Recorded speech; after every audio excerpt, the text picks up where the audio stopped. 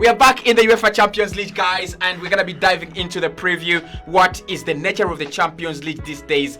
It's a decade later, plus 1 year, since we've been there.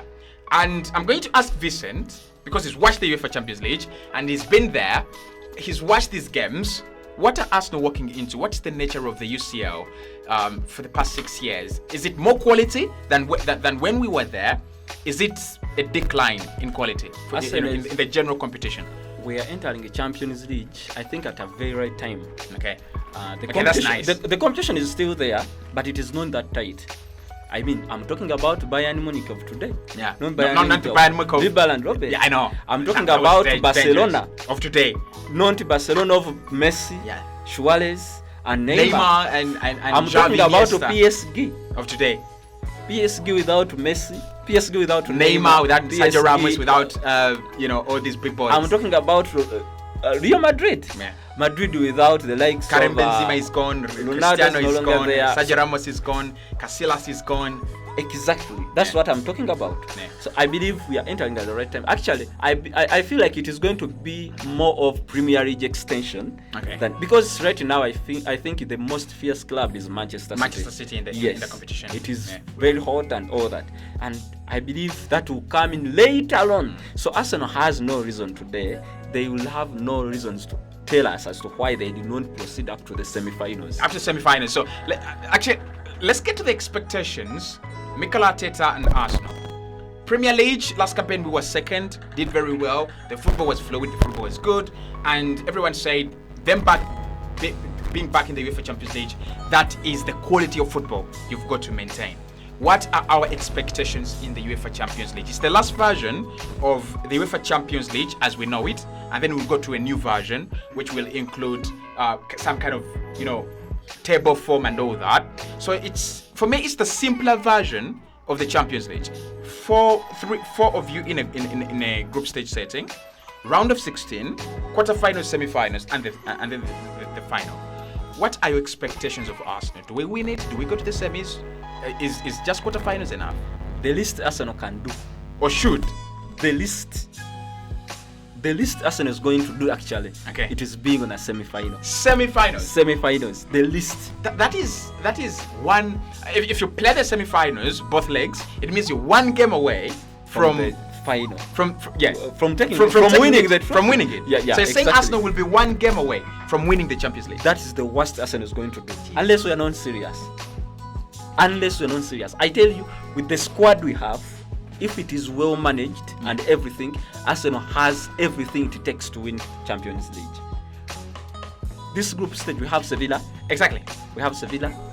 At least you can get 4 points of Sevilla. Because I want us to do some kind of a preview on our group. PSV, Sevilla, and Lens, right? Okay. Who is the team to beat there? 4 points from Sevilla. 3 at home, 1 in Spain. Yeah. Right? I'll write that down. 6 points from PSV. We should beat PSV on home and away. Home and away. It's very difficult to travel to the Netherlands at exactly 8 p.m. and walk away with 3 points. You know that. Because even last season in the Europa League, at our best, a season where we really played well, we didn't walk away with 3 points. That's what we must do today. 6. Yes. Lens? I can say France. I don't think France is a hard place to travel to, by the way. It's not really. Okay, at least 4. At least 4 points. At least 4 points. That is a total of 14 points. 40 points. Out of 18? Out of possible 18? Yeah, exactly. Yeah, and I believe this is very, very, very possible. Arsenal can do it, and it is doable. I think we have them. It is very friendly. I don't know whether these guys were just welcoming us back to the Champions League. I don't know, but we have a very friendly group. I think the scare with this group is the level of opponents. So you look at Lens. They are kind of out of place. So I really feel pity for them. I think everyone will try to get maximum points out of them. But then you look at Sevilla, the champions of the Europa League 6 times in the last decade almost, right? Europa. Europa League, yes, but that is Europe still, and their pedigree on European soil stays, right?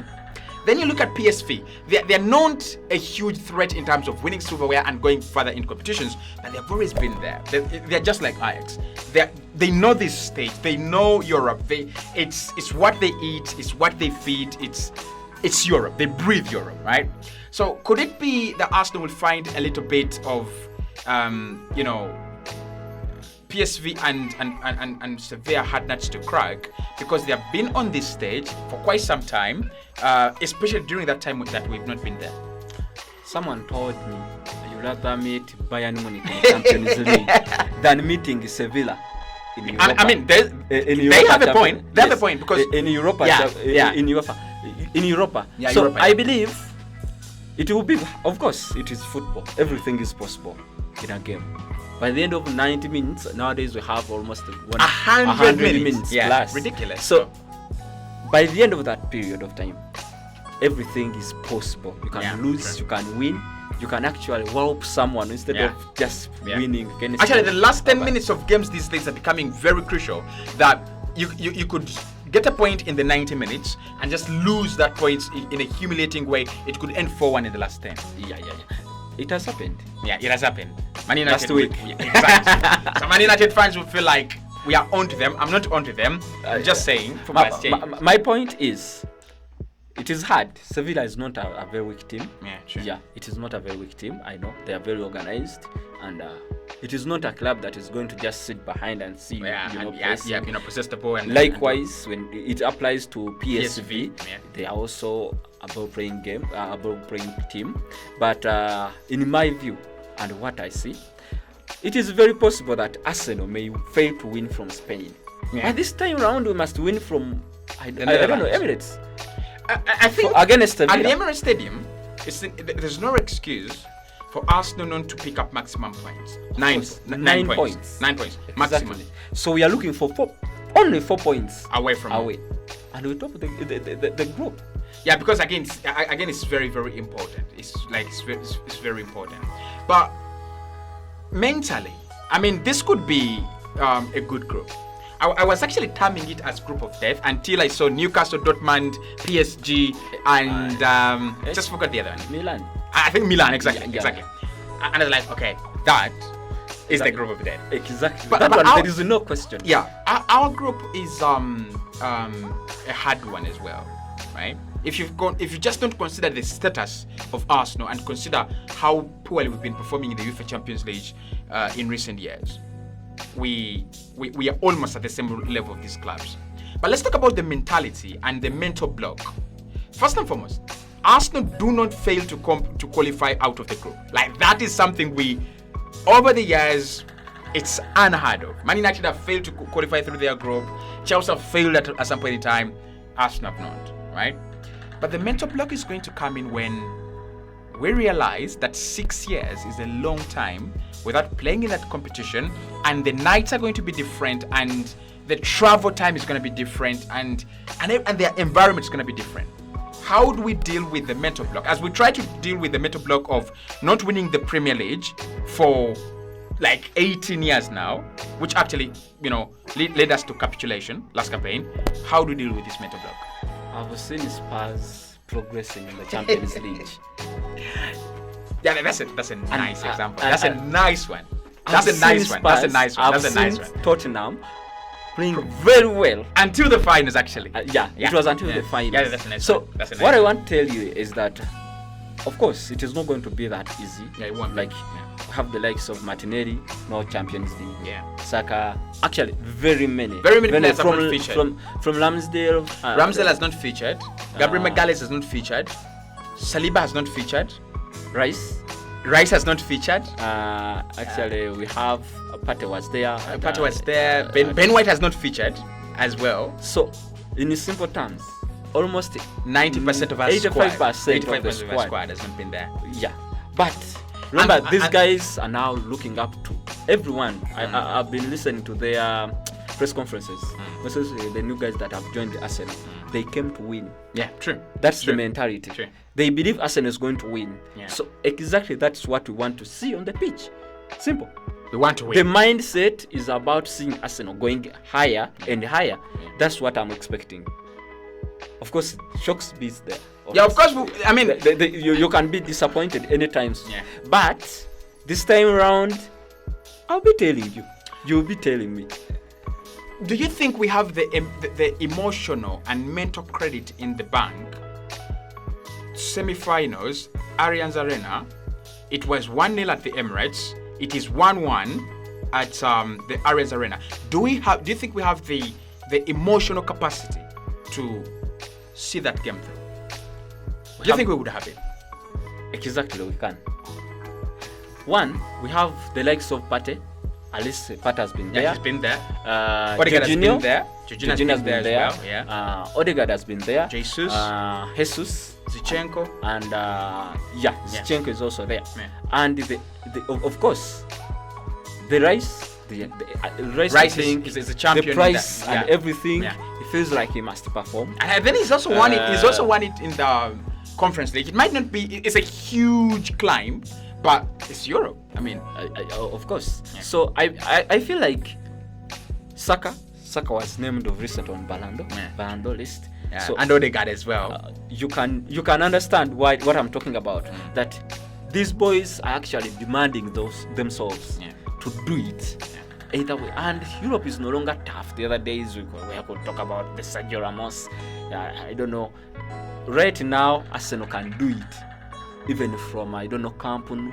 Yeah. No, I mean you could go there because Arsenal can do it from anywhere. If we think about Barcelona not winning a single game of football against Bayern last season, that depicts the quality they have and the decline in the squad.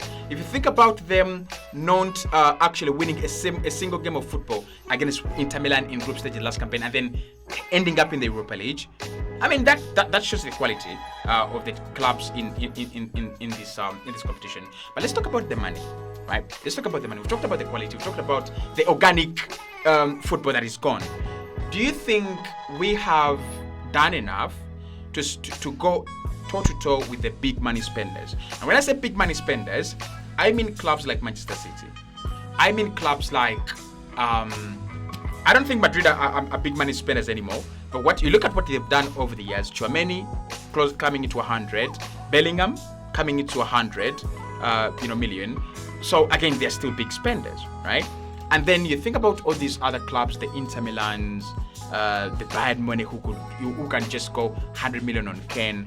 Do you think we've done enough to compete with those establishments? You've been talking about money, and you've been mentioning Kane for 100. I don't know. You've been talking about the likes of Jude Bellingham, 100 as well. 100, and I've been thinking about Declan Rice. I know. 105. I've been thinking about Kai Havertz. Yeah, has not yet delivered, but almost 70 millions. Yeah, sure. So the question of money will come in, of course, with the big giants. Yeah. But the point is, it will zero down to the pitch, I believe. It will zero down to the pitch. Because who knows what can happen? Actually, the things we are talking about today, we are talking about what is existing right now. Yeah, sure. Very many things can happen, can change. I have a feeling your fears are not mine. You are a more optimistic guy about this Arsenal side, and I love that because it just brings balance to this podcast. Personally, I'm very cautious about Arsenal, like very cautious. Actually, not cautious, but afraid for Arsenal, right? I look at this side, and the many times Europa League should have been ours to win last season. It should have been. There is no reason why you get a good result in Lisbon and come and throw it away at the Emirates. There is no reason, right? So for me, I'm still a little bit, scared. That's why I asked about those big establishments with the money. You look at PSG, their spending has gone a little bit under the radar. They've really spent a lot of money. I think they have had 3 players above 80 million this summer. The only worry I have about Arsenal could be someone who can convert the chances that are being created. Yeah. I'm not scared about Jude Bellingham. Jude is still young. He's still a young talent that is still developing. I'm not worried about Kane. I don't know. Actually, it is normally a nightmare for us. Yeah, Bayern but Munich he- versus Arsenal, yeah. it is always a nightmare. And then Kane is a nightmare of his own to Arsenal as well. Exactly. Niggas scored against Arsenal. Almost each and every single time. Exactly. But for me, I'm looking at the angle of seeing the mentality of these guys, thinking about what happened last season. It was almost at the verge of winning the trophy, and it went like that. Right now, everyone is on their neck. They feel like they should deliver. So, the demand around us, the fans, the Arsenal family, the Kroenkes, and then players themselves might be a very influential factor. And of course, the way Arteta, I like the way our manager always thinks about that particular game independently. I like it so much. So I believe with the craft of Arteta, and then a few things to organize in the team, because in the Champions League you would not like to test. Yeah, true. You would not like to bring the likes of Havertz. Havertz has been there, by the way, in the Champions League. Yes, and he has a trophy. And he scored And- actually a goal that lifted the trophy. So it may be One of the reasons as to why Arteta had to bring him, I think it was Champions League. And maybe he's one for the big occasion, probably. Yeah. Because when we played the Community Shield, he did disappear. He did miss chances, but he didn't disappear actually against Man City. So my point is, it might be a big worry for any club, but I mean, Arsenal is now ready. It's set. If you're talking about a club that is going to disappoint you, it must not be Arsenal. At the Right moment. now, as a sure deal, I can talk about United. I can talk about any other club, But not Arsenal. But not Arsenal right now. I want you to give me your best starting 11. Let's talk about the starting 11 for the UCL. Does it change from what we're playing with in the Premier League? Do we go with a second lineup, kind of tweaked a little bit, or do we go with the same Premier League 11? There are debates about Raya Ramsdale. The debates about Trossard, Kai Havertz in UCL. The debates about players like Zinchenko, Tomiyasu. Right? It's a competition where many players are going to be looking to get some game time. So, what would be your group stage starting 11? I don't think Arteta would like to risk to have a change, a serious change in the first a team. huge change. Actually, I'm worried, by the way. I'm worried for our team. These guys have to. They will have very, very many matches compiled to them. They are from international break now. We are going into Champions League and all that. But I'm not expecting Arteta to change a lot in the starting 11. Maybe Raya can come in for Ramsdale. We can have Zinchenko for Tomiyasu. Okay. And Trossard, because Trossard is aggressive, for Kai Havertz. And of course, we shall be seeing Martinelli giving us like a 60. Then the remaining bit will be for Fabio Vieira. Actually, I want to ask you if this is where Fabio Vieira just comes in and exactly. And I like the magic. The guy is on fire right now, so I think he will help us. Martinelli will be having us 60 minutes, and then the remaining portion will be for Fabio Vieira. And Smith Rowe, you think probably? He should come in. Yes, sir. He should come in. Maybe sometimes just that our opponents, maybe the lens. But when you think about other clubs, Odegaard should come. Yeah, we need to go with our strongest 11. Yeah. But maybe the dying minutes after finishing everything is done, like around 3-0 or 3-1. Why not? Smith Rowe can come in for Odegaard to save that energy. But I don't expecting a serious change in the starting 11, because unless the Champions League is not that serious to Mikel Arteta. But if it is, I'm not expecting a huge change in the first starting 11. So guys, we're back in the UEFA Champions League. Of course, we'll be doing all the previews. Arsenal first take on PSV Eindhoven. Don't worry, that game is at the Emirates Stadium, and I'll be doing the previews. I'll be doing other match reactions with Vincent, if he's available, obviously. And the predictions. And the predictions.